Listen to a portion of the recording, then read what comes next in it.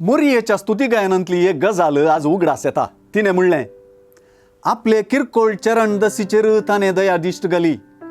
तशेंच तिने म्हणलें, आपल्या काळजांत वडपण चिंतलेल्या गरव्यांक ताणें दुस्पटायल्यात, पोदवेदारांक उंचाचारांतावन सकला घाल्यात आनी किरकोळ्यांक उंच उबारल्यात. किरकोळ्यांक उंच उबारचें लुकाचे सुवार्तेचो सार. जेजू ह्याच खातीर म्हणजे किरकोळ्यांक उंच उबारूंक जल्मल्लो. आज गोवळ्यांक जेजूचें दर्शन मेळच्या मुखांत्र तें रुजू जाता. लुकाचे सुवार्तेंत जेजूच्या जल्मा उदेशी पाठांनी दोन कडेन धांवी गेल्ले विशीं उल्लेख आसा. पयलें धांवी मोरी एलिझाबेथीक मेळूंक गेल्ली. एलिझाबेथ 6 म्हयन्यांची गर्भेस्ता सावन बुडव्यान एक खुणा म्हणले बरी सांगलें. हें पळोवंक ती धांवी गेल्ली.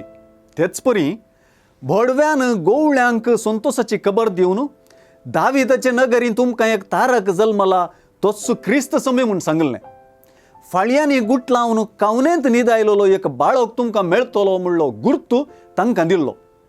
बुडव्यांचो संदेश आयकून गोवळी धांवी वचून होच गुर्तू देखतात. मोरयेक जुजेक आनी कावणेर न्हीद आयलेल्या बाळकाक तांणी देखलें. कशें जाकारीच्या घरा जुआंवच्या जल्मा उदेशी सैऱ्या दैऱ्यांनी अजाप जावन देवाक महिमा दिली.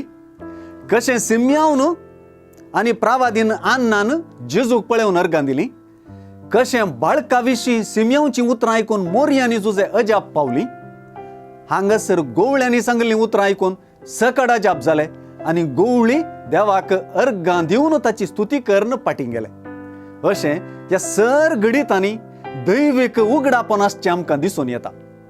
आज ह्या गोवळ्यांनी हिवा खातीर पांगुरलेले ओलीक वा गणयेक उमकळून आमी दाविदाचे नगारी पावल्यार बरें.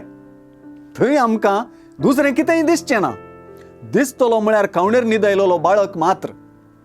आमी कितें करूंक जाय तेंय थंयच कळटलें. गोवळ्यां परी देवाक अर्गां दिवंक, देवाची स्तुती करूंक आनी पयल्यान पयलें मोरये परी जेजूच्या जल्मा विशयांतल्यो मिस्तेरा बरीत संगती काळजांत आटोवंक प्रेरण मेळटलें.